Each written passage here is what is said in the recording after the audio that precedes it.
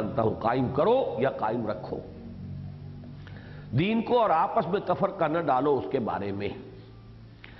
اس آیہ مبارکہ میں اگرچہ بعض نحوی مشکلات ہیں جن کی بنا پر مترجمین کے مابین اس کے ترجمے میں قدر اختلاف واقع ہوا ہے، لیکن اس امر پر جملہ مفسرین و محققین کا اجماع ہے کہ مختلف رسولوں کو عطا ہونے والی شریعتوں کے مابین تو کسی قدر فرق و تفاوت رہا ہے۔ بفاوائے الفاظ قرآنی لِكُلٍّ جَعَلْنَا مِنْكُمْ شِرْعَةً وَمِنْهَاجًا، سورہ مائدہ آیت نمبر 48۔ لیکن حضرت آدم سے علیہ السلام این دم تک دین ایک ہی رہا ہے، شریعتیں مختلف نہیں ہیں، دین تو ایک ہے۔ دین آدم کا، دین موسیٰ کا، دین عیسیٰ کا، دین محمد کا صلی اللہ علیہ وسلم، یہ تو سب ایک ہی ہے، دین نوح کا، اور اسی کو قائم رکھنے یا قائم کرنے کا تاکیدی حکم ہر رسول اور اس کی وساطت سے اس کی امت کو دیا جاتا رہا۔ یہ بالکل ایسے ہی ہے جیسے کسی ملک کا آئین یا دستور اساسی تو قائم و دائم رہے، لیکن اس کے تحت تفصیلی قوانین میں وقتاً فوقتاً رد و بدل ہوتا رہتا ہے۔ گویا دین مشابہ ہے دستور کے اور شریعت مشابہ ہے قانون کے۔ لا اینڈ کانسٹیٹیوشن یہ دو بالکل علیحدہ چیزیں ہیں۔ کانسٹیٹیوشن میں یہ طے کیا جاتا ہے کہ ساورنٹی کس کی ہے، لا گیور کون ہے، لیجسلیٹو اتھارٹی کس کے پاس ہے، یہ چیز طے کی جائے گی۔ اب جب جمہوری ہوگا تو پہلے طے کیا جائے گا سٹیزن کون ہے،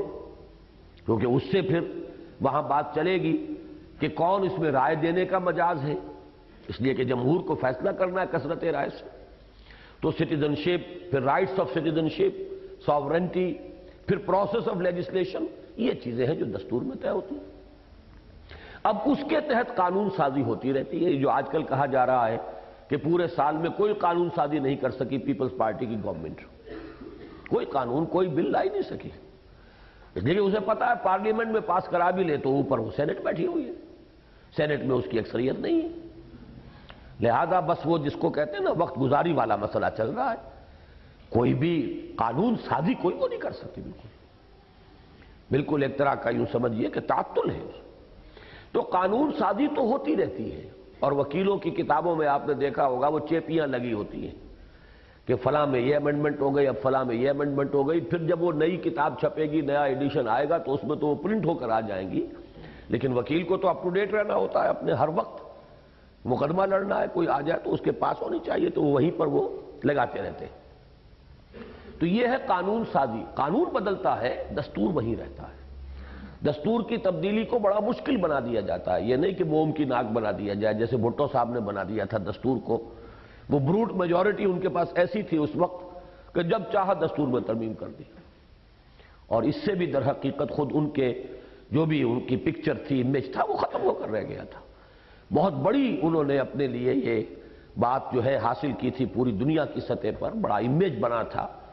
کہ ایک کنسنسس حاصل کیا ہے ایک شخص نے پاکستان جیسے ملک میں دستور کے بارے میں، جس میں آج تک دستور بن نہیں سکا تھا،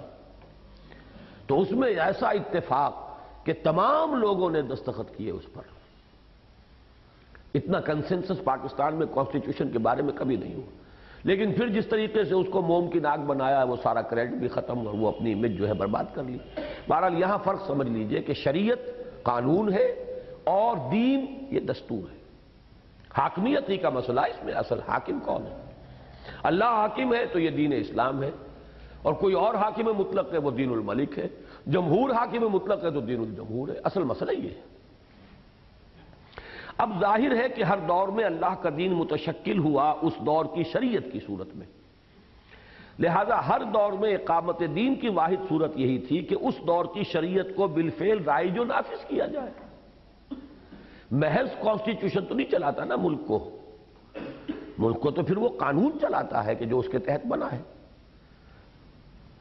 اور اب نبی اکرم صلی اللہ علیہ وسلم پر نبوت کے ختم اور دین کے کامل ہو جانے کے بعد اقامت دین کی کوئی صورت تنفیذ شریعت محمدی علی صاحب الصلاۃ والسلام کے سوائے موجود نہیں ہے۔ یہ تنقیز بن گیا ہے، یہ تنفیذ ہے۔ اس اصل دین اللہ کی تعبیر کے ضمن میں جو ہمیشہ ایک ہی رہا ہے اور تا قیام قیامت ایک ہی رہے گا، اگر خود قرآن ہی کی جانب رجوع کیا جائے تو سورہ آل عمران کی آیت نمبر 19 کے ابتدائی الفاظ ان الدین عند اللہ الاسلام کے روح سے صحیح ترین لفظ اسلام ہے۔ البتہ اکثر محققین نے اس اصل دین کی تعبیر کے لیے توحید کا لفظ استعمال کیا ہے۔ توحید بھی تو یہی ہے، ایک اللہ کی حاکمیت۔ لیکن ذرا غور کیا جائے تو معلوم ہوتا ہے کہ اس سے اصل مراد و مطلوب کے اعتبار سے کوئی فرق واقع نہیں ہوتا، اس لیے کہ توحید کے دو جز یا دو رخ ہیں، ایک علمی و نظری و اعتقادی اور دوسرا عملی، اور توحید عملی کا تقاضا انفرادی سطح پر اس کے بغیر پورا نہیں ہو سکتا کہ انسان بالفعل اور بالکلیہ بندہ رب بن جائے، اور اجتماعی سطح پر اس کے تقاضے کی تکمیل کی واحد صورت ہے پورے نظام اجتماعی پر اللہ کے دین کی بالفعل اور غیر مشروط و بلا استثناء بالادستی، یعنی تکبیر رب یا اقامت دین یا اسلامی انقلاب۔ نہیں یہ بات کہ اسلامی انقلاب یا اقامت دین کے اعتبار سے زیادہ اہمیت اسلام کے نظام عدل اجتماعی اور دین حق کے نظام عدل و قسط کو حاصل ہے، تو وہ اس سے ثابت ہوتی ہے کہ سورہ شورى کی آیت نمبر 13 میں اقامت دین کے تاکیدی حکم کے فوراً بعد آیت نمبر 15 میں حضور صلی اللہ علیہ وسلم کو یہ اعلان کرنے کا حکم دیا گیا وَأُمِرْتُ لِأَعْدِلَ بَيْنَكُمْ، مجھے حکم ہوا ہے تمہارے مابین عدل کرو۔ اور آیت نمبر 17 میں بڑے شاہانہ جلال کے ساتھ فرمایا گیا اللہ الذی انزل الکتاب بالحق والمیزان، اللہ وہ ہے جس نے کتاب بھی نازل فرمائی ہے فیصلہ کن بات کے ساتھ اور میزان بھی نازل فرمائی۔ اور یہاں ظاہر ہے کہ میزان سے مراد وہ نظام عدل و قسط ہے جس میں ہر ایک کے حقوق و فرائض تولے جائیں۔ اس موضوع پر مزید گفتگو انشاءاللہ چوتھی اصطلاح کے ذیل میں ہوگی۔ اب تیسری اصطلاح لیجئے، غلبہ دین حق۔ اسلامی انقلاب کے لیے تیسری اور واضح ترین قرآنی اصطلاح ہے غلبہ دین حق۔ چنانچہ قرآن حکیم میں 3 مقامات پر سورہ توبہ آیت نمبر 33، سورہ فتح آیت نمبر 28، سورۃ الصف آیت نمبر 9 میں یہ الفاظ مبارکہ بغیر ایک شوشے کے فرق کے وارد ہوئے ہیں، هو الذی ارسل رسولہ بالہدی ودین الحق لیظہرہ علی الدین کلہ، جس کا ترجمہ کسی قدر وضاحتی اضافوں کے ساتھ یوں ہوگا کہ وہی ہے اللہ جس نے بھیجا اپنے رسول محمد کو صلی اللہ علیہ وسلم الہدا یعنی قرآن حکیم اور دین حق یعنی اسلام کے ساتھ، تاکہ وہ غالب کر دے اس کو پورے کے پورے دین پر۔ اس آیہ مبارکہ کے حتمی اور قطعی مدلول کے بارے میں بہت کچھ قیل و قال پایا جاتا ہے، لیکن بعدنا تأمل معلوم ہو جاتا ہے، اور یہ بلا شبہ اعجاز قرآن کا ایک اہم مظہر ہے کہ جملہ احتمالات اور اختلافات کے باوجود اس کے مراد و مطلوب میں قطعاً کوئی فرق واقع نہیں ہوتا، اس لیے کہ اس کے ضمن میں کل قیل و قال وہ کی ضمیر فاعلی اور اس کی ضمیر مفعولی کے مراجع کی تعین کے گرد گھومتا ہے، یعنی وہ غالب کر دے اس کو، لیظہرہ میں 2 ضمیریں ہیں، ضمیر فاعلی وہ غالب کر دے، اس کو غالب کر دے، تو ایک فاعلی ایک مفعولی۔ اب اس کے مرجع کون کون سے ہیں، ضمیر فاعلی سے مراد کون ہے اور ضمیر مفعولی سے مراد کیا ہے، تو جتنے ترجمے بھی ممکن ہیں وہ سب کر لیے ہیں، لیکن نتیجہ وہی نکلتا ہے۔ چنانچہ ضمیر فاعلی بھی ممکنہ طور پر 2 جانب رجوع کر سکتی ہے، یعنی اللہ کی جانب یا رسول کی جانب، اور ضمیر مفعولی کے بھی 3 مراجع ممکن ہیں، ایک اللہ، دوسرے رسول اور تیسرے دین حق۔ اب یہ 6 مفہوم بن جائیں گے، اور ان کا احصاء کیا جائے تو 6 ترجمے ممکن ہیں۔ میں نے یہ خلاصہ نکال دیا ہے، باقی تفصیلی بحث وہاں ہے، یہ 24 صفحے کے اندر اس آیت پر بحث کی ہے میں نے، لیکن یہاں اس کا خلاصہ آ گیا ہے۔ 6 ترجمے کیا ہوں گے، یعنی ضمیر وہ جو ہے وہ اللہ یا رسول میں سے کسی ایک طرف جائے گی، اور اس کو غالب کر دے تو اللہ کو غالب کر دے، یا رسول کو غالب کر دے، یا دین کو غالب کر دے۔ یہ 3 ادھر ہیں، تو 3 ضرب 2 6 ترجمے ہو گئے۔ اب دیکھیے، ایک یہ ہے کہ اللہ غالب کر دے خود اپنے آپ کو، دوسرے یہ کہ اللہ غالب کر دے اپنے رسول کو، تیسرے یہ کہ اللہ غالب کر دے دین حق کو، چوتھے یہ کہ رسول غالب کر دے اللہ کو، 5ویں یہ کہ رسول غالب کر دے دین حق کو، اور چھٹے یہ کہ رسول غالب کر دے خود اپنے آپ کو۔ یہی 6 امکانات ہیں، اور ہر شخص دیکھ سکتا ہے کہ ان جملہ ممکنہ صورتوں کا مدلول و مراد ایک ہی ہے، اس لیے کہ ایک طرف ہمارا ایمان ہے کہ اگرچہ عمل پر مکلف اور اس کا کاسب انسان ہے، لیکن مؤثر حقیقی اور فاعل حقیقی اللہ کے سوا کوئی بھی نہیں۔ رسول غالب کر رہا ہے تب بھی اللہ غالب کر رہا ہے۔ صحابہ نے قتل کیا ہے مشرکین کو تو اللہ کہتا تم نے قتل نہیں کیا، میں نے کیا ہے، اور اے نبی آپ نے مٹھی نہیں پھینکی تھی، ہم نے پھینکی تھی۔ تو فرق کیا ہوا؟ کاسب اعمال انسان ہوتے ہیں، فاعل اور خالق اعمال اللہ ہے، مؤثر حقیقی اللہ ہے، فاعل حقیقی اللہ ہے، جس کی مثال ہے چنانچہ سورۃ الانفال کی آیت نمبر 17 میں وارد شدہ الفاظ فَلَمْ تَقْتُلُوهُمْ وَلَٰكِنَّ اللَّهَ قَتَلَهُمْ وَمَا رَمَيْتَ إِذْ رَمَيْتَ وَلَٰكِنَّ اللَّهَ رَمَىٰ۔ اے مسلمانوں، انہیں تم نے نہیں، اللہ نے قتل کیا، اور اے نبی وہ مشت خاک جو آپ نے پھینکی تھی، آپ نے نہیں، اللہ نے پھینکی تھی۔ اس پر نص قطعی کا درجہ رکھتے ہیں، گویا ہاتھ ہے اللہ کا بندہ مومن کا ہاتھ، اور دوسری طرف غلبہ اللہ کا ہو یا اس کے رسول کا، اس سے دین کا مضمون واحد ہے، دین اللہ کا، دین اللہ کے رسول کا۔ تو غلبے کی ساری صورتیں اللہ کا یا رسول کا یا دین کا ایک ہی مفہوم ہے، دین کا غلبہ، اور غالب کرنے والا اللہ ہو یا رسول ہو کوئی فرق واقع نہیں ہوا۔ اس کے لیے محنت، مشقت، جد و جہد، لوگوں کو جمع کرنا، تبلیغ کرنا، تکلیفیں جھیلنا، یہ کیا ہے رسول نے، لیکن مؤثر حقیقی، فاعل حقیقی تو اللہ ہے۔ تو 6 کے 6 ترجمے کر لیجئے لیکن مفہوم ایک ہی نکلے گا۔ قرآن حکیم میں بغیر ایک شوشے کے فرق کے 3 بار وارد ہونے والے ان الفاظ مبارکہ کی اہمیت پر اس وقت تفصیلی روشنی ڈالنا ممکن نہیں ہے، البتہ یہ اجمالی اشارہ ضروری ہے کہ امام الہند حضرت شاہ ولی اللہ دہلوی رحمۃ اللہ علیہ نے انہیں پورے قرآن مجید کا عمود یعنی مرکز و محور قرار دیا ہے، اور فلسفہ ولی اللہ کے ایک اہم شارح مولانا عبید اللہ سندھی مرحوم نے انہیں بین الاقوامی یا عالمی اسلامی انقلاب کا عنوان قرار دیا ہے۔ اور یہ بات تو ہر انسان بطور خود سمجھ سکتا ہے کہ ان الفاظ مبارکہ میں اللہ تعالیٰ نے نبی اکرم صلی اللہ علیہ وسلم کے مقصد بعثت کی اتمامی اور تکمیلی شان بیان فرمائی ہے، لہذا یہ سیرت النبی کے صحیح فہم کے لیے بمنزلہ کلید ہے۔ اور یہ بات پہلے بھی عرض کی جا چکی ہے کہ نبی اکرم صلی اللہ علیہ وسلم نے اپنی 20 سالہ مساعی کے ذریعے جزیرہ نما عرب میں فی الواقع تاریخ انسانی کا جامع ترین اور محیر العقول انقلاب برپا کیا، جس کی نہایت وسیع اور عریض علاقے تک توسیع ہوئی دور خلافت راشدہ میں، اور ہم استحکام پاکستان میں حوالوں کے ساتھ وہ حدیثیں درج کر چکے ہیں جن کی روح سے نبی اکرم صلی اللہ علیہ وسلم نے غیر مبہم الفاظ میں پیشن گوئی فرمائی ہے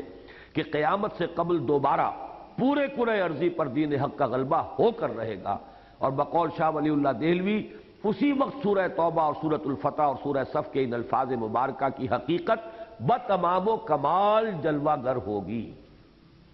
وہ حدیثیں آپ کو یاد ہوگی کہ حضرت مقداد بن اسود فرماتے ہیں کہ حضور صلی اللہ علیہ وسلم نے فرمایا روئے ارضی پر کوئی گھر نہیں رہ جائے گا، خواہ وہ اینٹ گارے کا بنا ہوا ہو اور خواہ وہ کمبلوں کا بنا ہوا خیمہ ہو، جس میں اسلام داخل نہ ہو جائے۔ اور اسلام کے داخلے کی 2 شکلیں ہوں گی، بعز عزیز اور ذل ذلیل،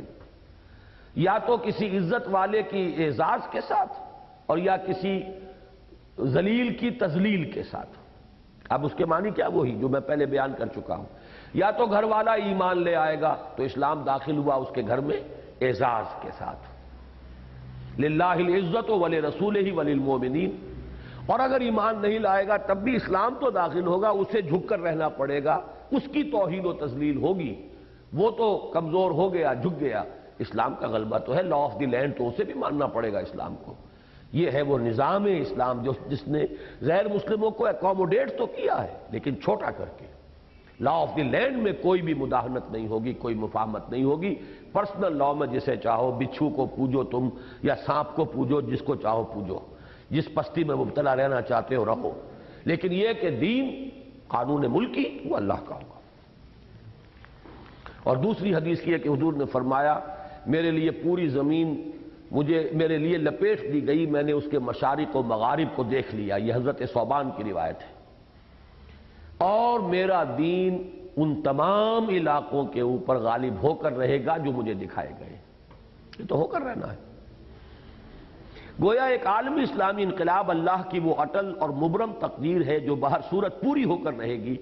خواہ یہ بات مشرکوں کو کتنی ہی ناپسند ہو، وَلَوْ كَرِهَ الْمُشْرِكُونَ، اور خواہ دنیا بھر کے کفار اور غیر مسلم اس کا راستہ روکنے کی کتنی ہی کوشش کر لیں، وَلَوْ كَرِهَ الْكَافِرُونَ، یا بقول اقبال تقدیر تو مبرم نظر آتی ہے لیکن پیران کلیسا کی دعا ہے کہ یہ ٹل جائے۔ الغرض مستقبل کے عالمی اسلامی انقلاب کے لیے قرآن حکیم کی تیسری اور واضح ترین اصطلاح ہے غلبہ دین حق۔ یہ دوسری بات ہے کہ اس کے لیے بہرحال قربانی تو انسانوں کو دینی ہوگی، خون پسینہ تو ان کو کرنا ہوگا جو کلمے کے جو مدعی ہیں ایمان کے اللہ پر اور اس کے رسول پر۔ اگر دور صحابہ میں یہی کچھ ہوا ہے اور حضور کو ہی وہ مشقت کرنی پڑی اور صحابہ کو،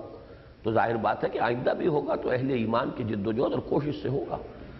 اللہ اس وقت بھی قوی تھا، عزیز تھا، چاہتا تو ایک دن میں دین کو غالب کر دیتا، اب بھی قوی ہے، عزیز ہے، چاہے تو آنے واحد میں غالب کر دے، لیکن یہ کہ یہ اس نے دنیا جو بنائی ہے اس اصول پر بنائی ہی نہیں۔ وہ تو محنت ہے، مشقت ہے، کوشش کرو تبھی تو اجر و ثواب کے مستحق ہوگے، ورنہ اجر کائے کا، ثواب کائے کا۔ نمبر 4، نصب میزان عدل۔ اسلامی انقلاب کی چوتھی اور سب سے زیادہ انقلابی تعبیر سورۃ الحدید کی آیت نمبر 25 میں وارد ہوئی ہے، جس کے بارے میں بلا خوف تردید یہ دعویٰ کیا جا سکتا ہے کہ اتنے مختصر الفاظ میں اور اتنی بھرپور اور گمبھیر انقلابی عبارت دنیا کے کسی انقلابی لٹریچر میں نہیں مل سکتی۔ میں نے یہاں تو احتیاط کی، میں ایک لفظ اور تقریر میں کہا کرتا ہوں، اتنی اڑیاں انقلابی عبارت، کوئی پردہ رکھا ہی نہیں، صاف کہا ہے انزلنا الحدید، لوہا بھی اتارا ہے ان کی سرکوبی کے لیے کہ جو اس انقلاب کے راستے میں آئے۔ وہ اپولوجیٹک انداز جو کبھی اختیار کیا تھا جسٹس امیر علی نے، یا یہ کہ سر سید احمد خان نے، یا انہی کے ساتھ خود شبلی نعمانی، چونکہ وہ بھی تو زیر اثر سید کے رہے، سیرت میں وہی انداز ہے، یا تو صرف دفاعی جنگیں تھی اور دفاع کا معاملہ تھا۔ یہی وجہ ہے تقریباً گول کر گئے ہیں کہ ہجرت کے فوراً بعد سے لے کر غزوہ بدر تک جو 8 جنگی مہمیں حضور نے بھیجی ان کا تذکرہ ہی نہیں کیا۔ غزوہ بدر میں چونکہ چل کر آ رہے تھے قریش، اس کو نمایاں کیا ہے تاکہ معلوم ہو جائے کہ یہ آغاز ادھر سے ہوا، آغاز تو ادھر سے ہوا تھا۔ حضور تو 8 جو ہیں جنگی مہمات بھیج چکے تھے پہلے، اور پہلے مسلمانوں کے ہاتھوں ایک کافر کا قتل ہو چکا تھا۔ انیشیٹو تو ہوا ہے اب حضور کی طرف سے، لیکن وہ ایک دور تھا اپولوجیٹک انداز، مروبیت کا انداز، وہ ہم پر حملے کرتے تھے کہ بوئے خوں آتی ہے اس قوم کے افسانوں سے۔ ہم نے کہا نہیں جی نہیں حضور، خواہ آپ کو مغالطہ ہوا ہے، ایسی بات نہیں ہے، ہم نے تو صرف دفاع کے اندر اپنی حفاظت میں جنگ کی تھی۔ لیکن قرآن کہتا انزلنا الحدید فیہ باس شدید ومنافع للناس ولیعلم اللہ من ینصرہ ورسلہ بالغیب۔ اس لیے میں کہتا ہوں یہاں تو لگی لپٹی ہے ہی نہیں، دھڑلے سے کہہ رہا ہے قرآن، اور بربلا کہہ رہا ہے کہ طاقت کے استعمال کا وقت آئے تو طاقت بھی استعمال ہوگی۔ طاقت کائے کے لیے؟ استعمال کرنے کے لیے، وہ باطل ہی کے لیے استعمال ہوگی، حق کے لیے نہیں ہوگی۔ تو اسی لیے میں کہا کرتا ہوں کہ یہ تو بڑی اڑیاں انقلابی عبارت ہے۔ لقد ارسلنا رسلنا بالبینات وانزلنا معهم الکتاب والمیزان لیقوم الناس بالقسط وانزلنا الحدید فیہ باس شدید ومنافع للناس ولیعلم اللہ من ینصرہ ورسلہ بالغیب ان اللہ قوی عزیز۔ جس طرح اس آیت کو کھول کر بیان کیا تھا اسی طرح، کیونکہ تفسیر اس وقت ہم نہیں کر رہے ہیں، صرف ترجمے میں اس کے درمیان میں وضاحتی چیزیں شامل کر کے بات یوں بنے گی۔ اس آیہ مبارکہ کا ترجمہ بعض تشریحی اشارات کے ساتھ یوں ہوگا، یقیناً اپنے رسولوں کو روشن نشانیوں یعنی معجزات و براہین کے ساتھ بھیجا، اور اس کے ساتھ اپنی کتاب بھی نازل فرمائی اور میزان بھی، تاکہ لوگ عدل پر قائم ہوں۔ اسی لیے عنوان ہے نصب میزان عدل، گاڑ دینا میزان عدل کو، قائم کر دینا، کھڑا کر دینا۔ اور جو لوگ اس میزان عدل کے نصب کرنے میں رکاوٹ بنے، ان کی سرکوبی کے لیے ہم نے لوہا اتارا جس میں حرب و ضرب کی شدید قوت ہے، اور اس کے ساتھ ساتھ لوگوں کے لیے کچھ دوسرے فائدے بھی ہیں۔ اور اس سے اللہ کا اصل مقصد یہ ہے کہ اللہ ایمان کا دعویٰ کرنے والوں کو آزمائے اور یہ دیکھے کہ ان میں سے کون ہیں جو لوہے کی حربی قوت کے استعمال کے ذریعے مدد کرتے ہیں اس کی اور اس کے رسولوں کی غیب میں رہتے ہوئے، ورنہ یقیناً اللہ خود نہایت زورآور اور مختار مطلق ہے۔ عاجز ہو کر مدد نہیں مانگ رہا تم سے، مختار مطلق ہے، جب چاہے آنے واحد میں کر دے، لیکن تمہاری آزمائش ہے۔ اس آیہ مبارکہ نے نہایت واشگاف الفاظ میں واضح کر دیا ہے کہ نمبر 1، شریعت خداوندی کی اصل حیثیت ایک میزان عدل و قسط کی ہے، جس میں انسانوں کے انفرادی اور اجتماعی حقوق و فرائض کو تولے جانے چاہیے، اور جس کا اصل مقصد مرد اور عورت، فرد اور جماعت اور سرمایہ اور محنت کے مابین حقوق و فرائض کا توازن پیدا کرنا ہے۔ ثانیاً، بعثت انبیاء و رسل اور نزول وحی و کتب سے آخری مطلوب یہ ہے کہ اللہ کی ادا کردہ میزان عدل و قسط بالفعل نصب ہو، اور جسے جو کچھ ملے اس میں تل کر ملے، اور جس سے جو کچھ لیا جائے اس میں تول کر لیا جائے۔ اور اگر یہی مقصد حاصل نہ ہو، اگر یہ نہیں تو بابا پھر سب کہانیاں ہیں۔ تلاوت کرتے رہو کتاب کی، ثواب لیتے رہو، اس میں تلاوت کرتے رہو کہ چور کا ہاتھ کاٹ دو، چور کا ہاتھ کاٹ دو، لیکن کبھی وہ نظام قائم نہ کرنا جس میں کہ وہ چور کا ہاتھ کٹے۔ یہ نہیں تو بابا پھر سب کہانیاں ہیں کہ مصداق رسولوں کے ساتھ عشق و محبت کے دعوے باطل، اور کتاب الہی کی تلاوت و قرات کا ذوق و شوق بے مقصد ہو جاتا ہے۔ ثالثاً، اس میزان عدل و قسط کو عملاً نصب کرنے کے ضمن میں جہاں اصل کام دعوت و تبلیغ، واعظ و تلقین، انذار و تبشیر اور ترغیب و ترہیب سے لیا جائے گا، وہاں قوت و طاقت کا استعمال بھی قطعاً غلط یا مطلقاً ناجائز نہیں، بلکہ حسب ضرورت نہ صرف جائز بلکہ بعض صورتوں میں فرض اور واجب ہو جاتا ہے۔ نمبر 4، جس طرح انسان کی حیات دنیاوی کا اصل مقصد عزو قرآن ابتلاء و آزمائش ہے،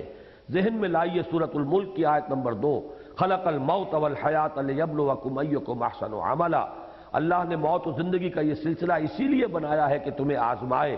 کہ کون ہے تم میں سے بہترین عمل کرنے والا۔ اور توجہ کیجئے علامہ اقبال کے شعر کی جانب کہ قلزم ہستی سے تو ابرا ہے مانند حباب، اس نیا خانے میں تیرا امتحان ہے زندگی۔ اسی طرح انبیاء اور رسل کی بعثت اور کتاب و شریعت کے نزول کا مقصد ان لوگوں کے خلوص و اخلاص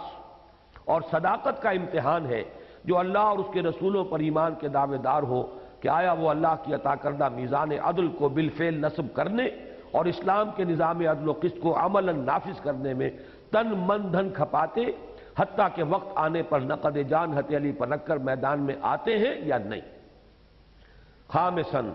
وہ صاحب ایمان جو اس امتحان میں پورے اتریں اللہ کے نزدیک بلند ترین مقام و مرتبے کے مستحق ہوں گے، یہاں تک کہ اللہ اور اس کے رسول کے مددگار قرار پائیں گے۔ قرآن حکیم کے طالب علم جانتے ہیں کہ اس کتاب عزیز کا ایک مستقل اصول یہ ہے کہ اس میں اہم مضامین کم از کم 2 مرتبہ ضرور آتے ہیں۔ چنانچہ بعین ہی سورہ حدید کی اس آیت نمبر 25 کی طرح سورہ شورى جس کا ہم پہلے حوالہ دے چکے ہیں کہ آیت نمبر 17 میں بھی کتاب و میزان کا ذکر یکجا ہوا ہے۔ اللہ الذی انزل الکتاب والمیزان، یہاں بھی فرمایا وانزلنا معہم الکتاب والمیزان۔ اسی طرح اللہ اور اس کے رسول کی نصرت کا ذکر جس انداز میں سورہ حدید کی اس آیت کے آخر میں آیا ہے، بالکل اسی طرح سورہ صف کی آخری آیت میں وارد ہوا ہے، یا ایھا الذین آمنوا کونوا انصار اللہ کما قال عیسی ابن مریم للحواریین من انصاری الی اللہ۔ اور ذہن میں تازہ کر لیجئے کہ سورہ صف کی مرکزی آیت وہی ہے جس میں نبی اکرم صلی اللہ علیہ وسلم کا مقصد بعثت بیان ہوا ہے، یعنی وہی ہے جس نے بھیجا اپنے رسول کو الہدیٰ اور دین حق کے ساتھ تاکہ غالب کرے اسے پورے کے پورے دین پر۔ گویا سورہ شورى میں وارد شدہ اصطلاح اقامت دین، سورہ صف، سورہ فتح اور سورہ توبہ میں وارد شدہ تصور غلبہ دین، اور سورہ حدید میں وارد شدہ تعبیر یعنی نصب میزان عدل، سب کا مراد و معنی ایک ہی ہے، یعنی اسلامی انقلاب۔ اور بات وہی ہے کہ ایک پھول کا مضمون ہو تو 100 رنگ سے باندھو۔ 5ویں اصطلاح، دین کا بالکلیہ اللہ کے لیے ہو جانا۔ کون نہیں جانتا کہ نبی اکرم صلی اللہ علیہ وسلم کی 20 سالہ انقلابی جد و جہد کا ایک اہم اور نمایاں مرحلہ قتال فی سبیل اللہ یعنی اللہ کی راہ میں جنگ بھی تھا، جو اندرون ملک عرب بھی 6.25 برس جاری رہا، اس لیے کہ پہلا باضابطہ مسلح تصادم رمضان سن 2 ہجری میں بدر کے میدان میں ہوا تھا، اور رمضان سن 8 میں فتح مکہ کے بعد بھی سن 8 کے اواخر تک غزوہ حنین اور محاصرہ طائف کی صورت میں جاری رہا۔ یہ مرحلہ کب اور کیسے شروع ہوا اور ان 6.25 سالوں کے دوران اس میں کیا کیا نشیب و فراز آئے، اس موضوع پر تو مفصل گفتگو آئندہ مراحل انقلاب کے ضمن میں ہوگی۔ اس وقت صرف اس حقیقت کی جانب اشارہ ہے، مقصود ہے کہ قتال فی سبیل اللہ کے منتہائے مقصود کے بیان کے ذیل میں متذکرہ بالا اصول کے عین مطابق قرآن حکیم میں 2 مقامات پر اسلامی انقلاب کے لیے 5ویں اصطلاح وارد ہوئی ہے۔ یہ قتال کس لیے ہے اور قتال کب تک جاری رہے گا، اس کے لیے 2 جگہ، یعنی یہ کہ فتنہ فروغ ہو جائے اور دین بالکل اللہ ہی کے لیے ہو جائے۔ چنانچہ سورۃ الانفال کی آیت نمبر 39 میں ارشاد ہوا وَقَاتِلُوهُمْ حَتَّى لَا تَكُونَ فِتْنَةٌ وَيَكُونَ الدِّينُ كُلُّهُ لِلَّهِ، اور ان سے جنگ جاری رکھو حتیٰ کہ فتنہ باقی نہ رہے اور دین کل کا کل اللہ ہی کے لیے ہو جائے۔ اور سورہ بقرہ کی آیت نمبر 193 میں یہ الفاظ مبارکہ کے صرف ایک لفظ کل ہی کے سوا جوں کہ توں وارد ہوئے۔ یہ بات تو اس سے قبل وضاحت کے ساتھ عرض کی ہی جا چکی ہے کہ دین اصطلاح قرآنی میں نظام اطاعت کے ہم معنی ہے، اور دین کے بالکلیہ اللہ کے لیے ہو جانے کا مفہوم یہ ہے کہ نظام اجتماعی اپنے جملہ پہلوؤں سمیت بالکلیہ و بلا استثناء اطاعت خداوندی کا پابند اور احکام خداوندی کے تابع ہو جائے۔ جہاں تک احوال شخصیت کا تعلق ہے تو ظاہر ہے کہ اس معاملے میں مسلمان تو لامحالہ اللہ کے دین کے تابع ہی رہیں گے، البتہ غیر مسلم اس معاملے میں مستثنیٰ رہیں گے، چنانچہ عقائد، عبادات اور دیگر شخصی معاملات میں انہیں آزادی حاصل رہے گی۔ مسلمان کا تو پورا دین ہوگا اللہ کے لیے، مخلصین لہ الدین۔ فتنہ عربی زبان میں کسوٹی کو کہتے ہیں۔ اب یہ دیکھیے فتنہ کا لفظ، حتی لا تکون فتنۃ، فتنہ ختم ہو جائے، فتنے سے مراد کیا ہے؟ فتنہ بدامنی کو نہیں کہتے، فتنہ کسوٹی کو کہتے ہیں، جس پر کسی چیز کو پرکھا جائے، جس پر رگڑنے سے کھرے اور کھوٹے میں امتیاز کیا جا سکتا ہے۔ اور اصطلاح قرآنی میں ہر وہ شے یا امر یا حالت یا کیفیت فتنہ ہے جس سے کسی صاحب ایمان کا ایمان امتحان اور آزمائش سے دوچار ہو جائے۔ ہر وہ شے یا امر یا حالت یا کیفیت فتنہ ہے جس سے کہ کسی صاحب ایمان کا ایمان امتحان اور آزمائش سے دوچار ہو جائے۔ ابو جہل جب مار رہا تھا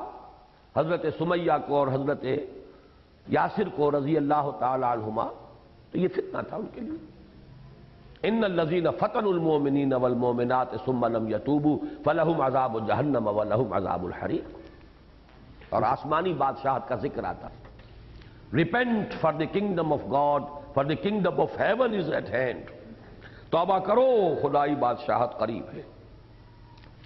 اور اگرچہ بعض مواقع پر اس کے مفہوم کے تعین میں کوئی متصوفانہ یا اس عالم سے ماورائی ادر ورلڈلی تعبیر اختیار کرنے کی گنجائش ہوتی ہے کہ مراد کیا ہے اس سے، خدائی بادشاہت سے،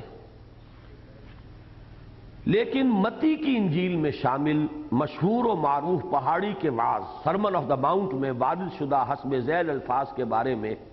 تو ہرگز کسی شک و شبے کی گنجائش موجود نہیں ہے کہ ان کا مفہوم بالکل وہی ہے جو تکبیر رب کا یا اقامت دین کا یا غلبہ دین حق کا یا اعلاء کلمت اللہ کا۔ اور یہ ہے وہ لارڈز پریئر جو اب ان کے ہاں سورہ فاتحہ کے درجے میں ہے۔ باقی نماز تو ہے نہیں، بس وہ گھٹنا زمین پہ ٹیک کے یہ دعا مانگ لیتے ہیں، یہی ان کی پریئر ہے۔ اس میں یہ الفاظ آتے ہیں دائی kingdom come, Thy will be done on earth as it is in heaven۔ Matthew 6:10 King James Version۔ ترجمہ، اے رب تیری بادشاہت آئے اور تیری مرضی زمین پر بھی اسی طرح چلے جیسے آسمان پر چلتی ہے۔ اب اس میں تو ظاہر بات ہے کہ کسی اور تعبیر کی گنجائش ہی نہیں۔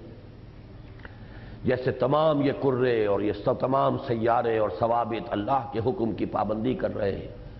ایسے ہی اس زمین پر بھی جو فساد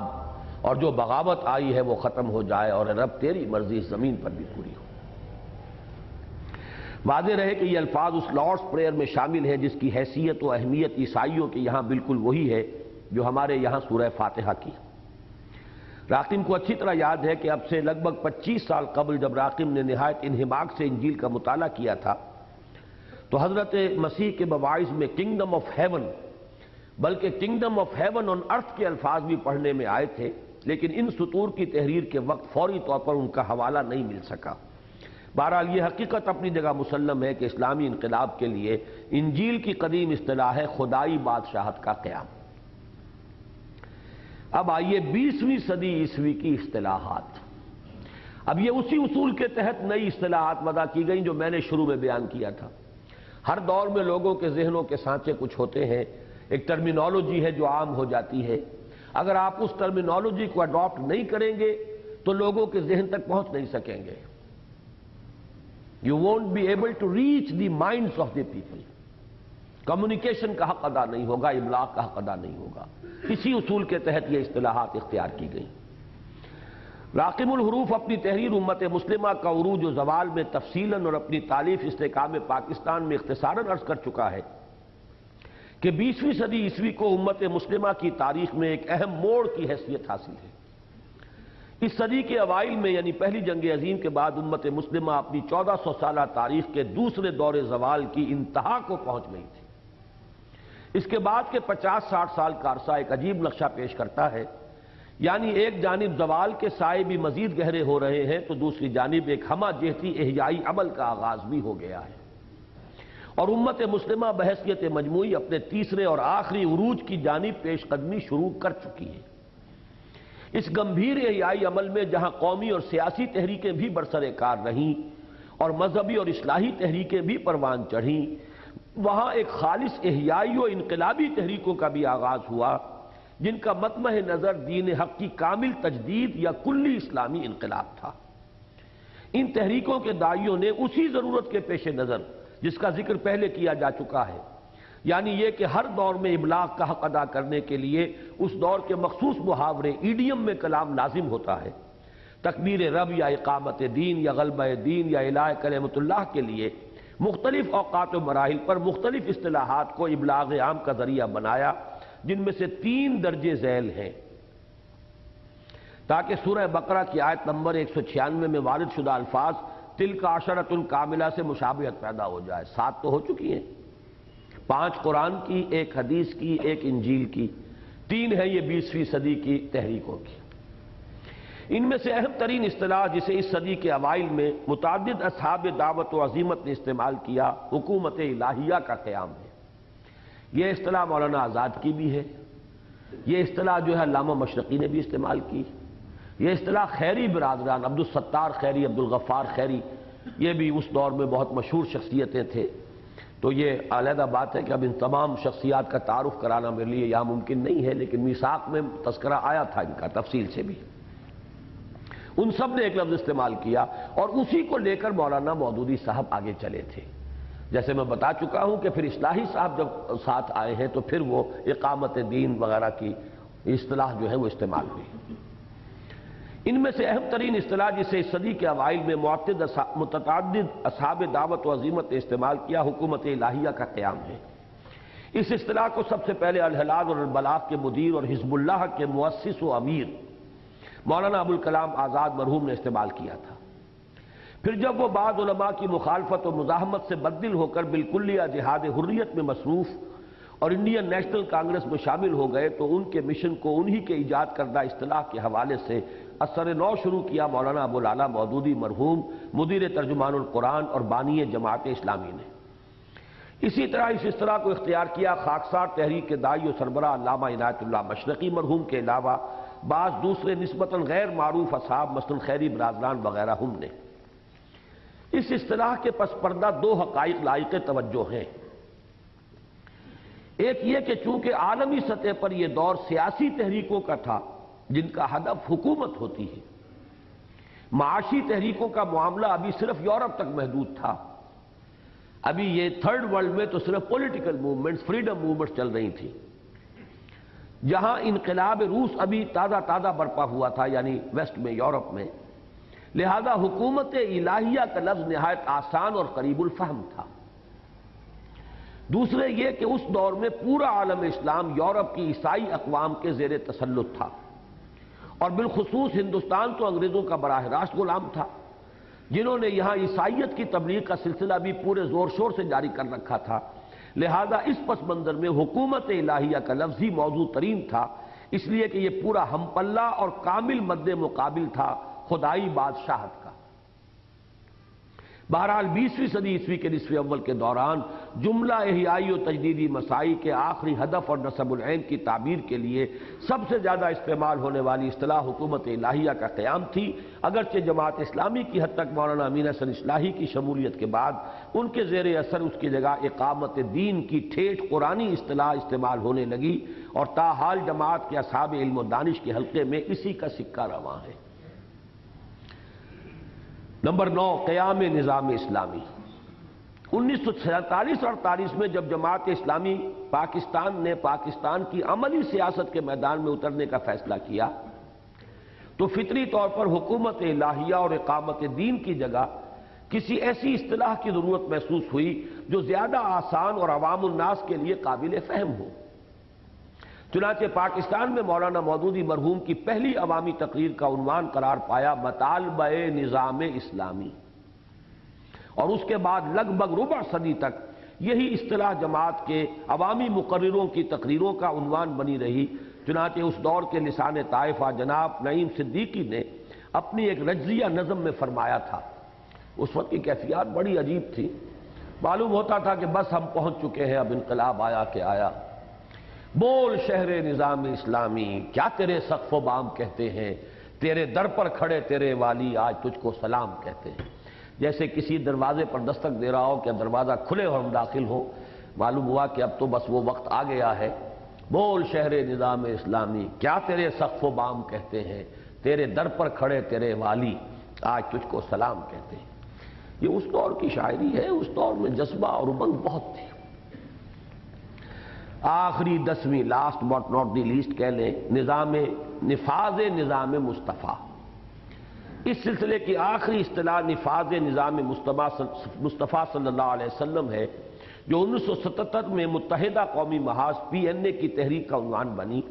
اور جس سے کچھ عرصے کے لیے پاکستان کا کامل طول و عرض اسی طرح گونج اٹھا جیسے 1946-47 میں پورا بر عظیم پاک و ہند پاکستان کا مطلب کیا لا الہ الا اللہ کے نعرے سے گونج اٹھا تھا۔ اور اس موقع پر نظام اسلامی کی جگہ نظام مصطفیٰ کی اصطلاح صلی اللہ علیہ وسلم کچھ تو اس بنا پر اختیار کی گئی کہ عوامی تحریکوں میں جذبات کا معاملہ بہت اہم ہوتا ہے، اور ہر مسلمان کو قطع نظر اس سے کہ وہ بے عمل ہو یا باعمل، اور متقی ہو یا فاسق و فاجر، بہر صورت حضور صلی اللہ علیہ وسلم کی ذات والا صفات سے جو جذباتی وابستگی ہے، اس کی بنا پر اس کے جذبات میں جو احتزاز و ارتعاش نظام مصطفیٰ کے الفاظ سے ہوتا ہے وہ نظام اسلامی سے نہیں ہوتا، جو جذبہ اس میں حرکت کرتا ہے۔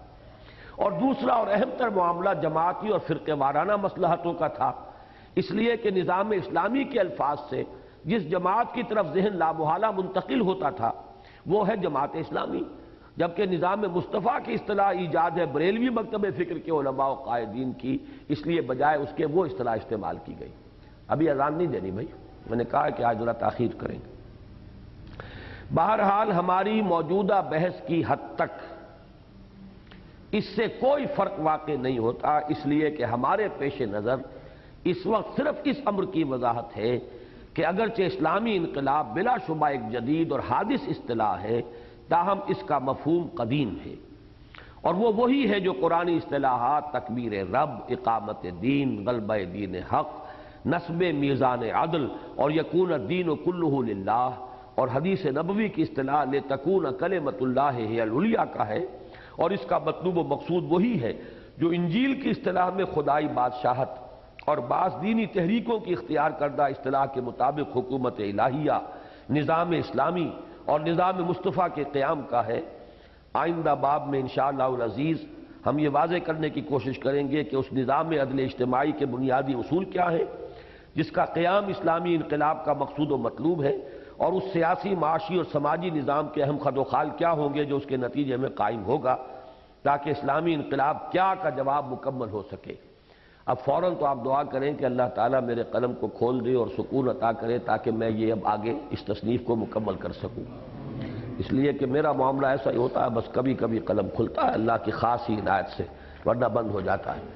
دوسری بات جو میں عرض کر چکا ہوں اسے مزید وضاحت کے ساتھ بیان کر دوں کہ اب عشاء کے بعد کا سیشن آج نہیں ہے۔ ہمارے پاس اب موضوع کے لیے دو چیزیں ہیں جس پر کہ ہمیں گفتگو کرنی ہے۔ ایک تو آج ہمارا ایک حصہ رہ گیا ہے کہ یہ تو ہم نے سمجھ لیا یہ تیسری منزل، لیکن اس تیسری منزل کے جد و جہد کے مراحل کیا ہیں، اور اس میں آخری مرحلہ اقدام کا وہ اس دور میں کس طرح ہوگا۔ ایک تو خیال یہ تھا کہ اس کی وضاحت کے لیے منہج انقلاب نبوی کا جو آخری چیپٹر ہے جو سیکنڈ ایڈیشن میں ایڈ کیا گیا اس کا ہم مطالعہ کر لیتے ہیں۔ دوسرے یہ ہے کہ اب یہ تحریک جو اس کام کے لیے چلنی ہے، ٹاپ کے لیے، اس کا ایک نظام کیا ہونا چاہیے، اس کا فلسفہ کیا ہے۔ ایک تو ہے نظام بیعت ہم نے اختیار کیا ہے، یہ تو گویا کہ ایک قانونی ڈھانچہ ہے اس کا، لیکن اس میں قیادت، امارت اور لوگوں کا اور اس کے ساتھیوں کا ان کے ساتھ تعلق، اس کی نوعیت کیا ہونی چاہیے، یہ ایک بڑا ہی ٹرکی پرابلم ہے، بڑا پیچیدہ مسئلہ ہے۔ اس موضوع پر ایک ذہن مولانا مودودی کا تھا، اور وہ ذہن اصل میں کہیں کسی تحریر اور تقریر میں نہیں آیا تھا، وہ ہم صرف ان کے طرز عمل سے اخذ کر رہے تھے۔ لیکن پچھلے دنوں اچانک میں اس کے لیے بہت ہی تلاش میں تھا، مولانا مودودی نے ماچھی گوٹ کے بعد پھر جو ایک شورا ہوئی تھی کوٹ شیر سنگھ میں، مجھے معلوم ہوا تھا، میں تو شورا میں نہیں تھا اور میں جماعت کو چھوڑ بھی چکا تھا اس وقت، لیکن معلوم ہوا کہ اس میں مولانا نے اپنا فلسفہ جو ہے وہ اجتماعیت کی نوعیت کیا ہو اس کو بیان کیا ہے۔ اسی پر مولانا اصلاحی صاحب جو ہے شدید ناراض ہو کر وہیں سے اٹھے اور جاتے ہی انہوں نے استعفیٰ اپنا جماعت کی رکنیت سے لکھ دیا۔ اب میرے پاس کوئی ذریعہ نہیں تھا کہ مولانا کی وہ تقریر مجھے مل سکے، اور وہ نہیں ملی آج تک۔ ویسے معلوم یہ ہوا جماعت اسلامی کے ہاں بھی ریکارڈ اب رہا نہیں ان چیزوں کا، ویسے بھی 33 برس ہو گئے، کوئی آج کی بات تو نہیں ہے، وہ ثلث صدی بیت چکی ہے۔ تو اس میں انہوں نے جو دفتر وغیرہ اپنے تبدیل کیے، مرکز یہاں سے وہاں گیا، منصورہ بنا، اسی دوران میں تو کافی چیزیں گم ہو چکی ہیں۔ اچانک کچھ دن ہوئے کہ یہ آئین میں ایک تقریر مولانا مودودی کی شائع کی گئی، وہ میں نے پچھلے میثاق میں اسی لیے بتمام و کمال شائع کر دی کہ بہرحال اس دور کی ایک جماعت جو ہمارے نزدیک اس انقلابی راستے سے ہٹ چکی ہے، وہ مدعی ہے کہ ہم اسی انقلاب کے راستے پر ہیں۔ بہرحال ہم بھی مانتے ہیں کہ وہ انقلاب ہی کے بنیاد پر قائم ہوئی تھی، اس میں کوئی شک نہیں، اور کم سے کم 7 برس تو وہ یقیناً اسی ٹھیٹھ اصولی انقلابی نہج پر چلی ہوئی ہے۔ تو اس کے داعی اور مؤسس اور اس کے جو امیر رہے اتنے طویل عرصے تک، ان کا ذہن کیا ہے، یہ اللہ کے فضل سے اس تقریر کے حوالے سے ہمارے سامنے آ گیا، اور میں نے فوراً بلا تاخیر اسے میثاق میں شائع کر دیا تاکہ ہمارے بھی سوچنے سمجھنے والے ساتھی جو ہیں وہ اس کو پڑھیں، سوچیں، اس میں کیا پہلو صحیح ہے، کیا غلط ہے، جو صحیح ہے اس کو علی وجہ البصیرت اخذ کریں، جو غلط ہے اس کو علی وجہ البصیرت رد کریں۔ تو یہ ہے در حقیقت پس منظر کہ کل ہمیں اس کا مطالعہ کرنا ہے، لیکن مطالعے کا سٹائل مختلف ہوگا اب کل۔ آپ بھی شاید اکتا چکے ہو اب ایک ہی طرح کی یہ جو مونولوگ چل رہا ہے، میں ہی بول رہا ہوں، بولتا جا رہا ہوں، اور میں بھی چونکہ تھک گیا ہوں تو مجھے بھی اب اس کے لیے کوئی آلٹرنیٹ میتھڈ جو ہے سوچنا، مجھے پڑا ہے سوچنا، اور وہ یہ ہے کہ اب ہمارے جتنے ساتھی بھی اس کے لیے تیار ہوں وہ اس مضمون کو بھی پڑھیں۔ مزید برآں میثاق کا وہ پرچہ چھپ کے آ چکا ہے جس میں کہ وہ نقض غزل کی بھی 4 قسطیں شائع ہو گئی ہیں، اس کے بھی جو ضروری حصے ہیں وہ پڑھیں، پھر اپنی رائے بنائیں۔ میرا ذہن اور بیعت کا نظام، اس کے لوازم وہ تو سامنے ہیں، ہم چل رہے ہیں اس کے اوپر، اور اس کو دیکھیں کہ کہاں وہ چیز ٹیلی کرتی ہے، کہاں اختلاف ہے، کہاں آپ کو غلط نظر آتا ہے، کہاں صحیح نظر آتا ہے۔ اور میں یہ چاہوں گا کہ مرکزی شورا کے جو ہمارے اراکین ہیں وہ تو اس کے لیے خصوصی محنت کریں، رات کو لگیں، اپنا ذہن بنائیں اور اظہار خیال کریں یہاں پر۔ باقی حضرات جو ہیں وہ یہ ہے کہ اجازت لے کر وہ بتا دیں کہ ہمیں بھی کرنا ہے، پھر ہم دیکھیں گے کتنے افراد کو ہم اس کے لیے موقع دے سکتے ہیں۔ اس لیے کہ یہ اصل میں اس نوع کی ہماری وہ جو ہوتی تھی مشاورت ایکسٹینشن والی، وہ تو نہیں ہے، توسیع مشاورت نہیں ہے، بلکہ یہ تو نظریاتی ہمارا ریفریشر کورس ہے۔ اس لیے سب کو یہاں پہ اس کا موقع نہیں دیا جا سکتا، دن بھی ہمارے پاس اب صرف کل کا رہ گیا ہے۔ تو میں یہ چاہوں گا کہ شورا کے حضرات جو ہیں وہ تو اس کے لیے ضرور محنت کریں، پڑھیں، انہوں نے پڑھا ہوگا، وہ مضمون تو پڑھا ہی ہوگا، نغز غزل جو ہے وہ بھی آ چکا ہے پرچہ۔ جو دوسرے حضرات کرنا چاہتے ہیں وہ بھی اس کے لیے محنت کریں، پرچے دونوں مل جائیں گے، لیکن یہ دونوں پرچے تازہ ترین ہیں، یہ پوری قیمت پہ ملیں گے، بغیر اس کے نہیں ملے گا پرچہ۔ اور یہ البتہ پرانے پرچے جو ہیں یہ آپ کو ہم نے دے دیے ہیں، لیکن یہ کہ یہ پرچے جو ہیں یہ تو نئے پرچے ہیں۔ تو جو حضرات بھی اس پر تیاری کریں، کل پہلے وہ اظہار خیال کریں گے، اور پھر جو ہے اس کے بارے میں اپنا نقطہ نظر جو ہے وہ واضح کر دوں گا، اور اس کے بعد اگر وقت رہا تو پھر وہ بھی ہم مطالعہ کر لیں گے، وہ جو ہے آخری چیپٹر منہج انقلاب نبوی کا۔ ورنہ یہ ہے کہ اب اتنے لمبے پروگرام میں سے اگر ایک چیز رہ جائے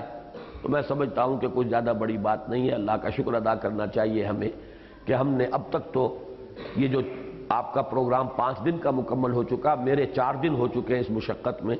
لیکن اللہ کے فضل و کرم سے جو نصاب ہم نے بنایا تھا اس کو ہم نے تقریباً مکمل کر لیا ہے، سوائے یہ کہ آج کا وہ چیپٹر رہ گیا ہے۔ تو دیکھیں گے کل اس کا بھی وقت مل جائے تو،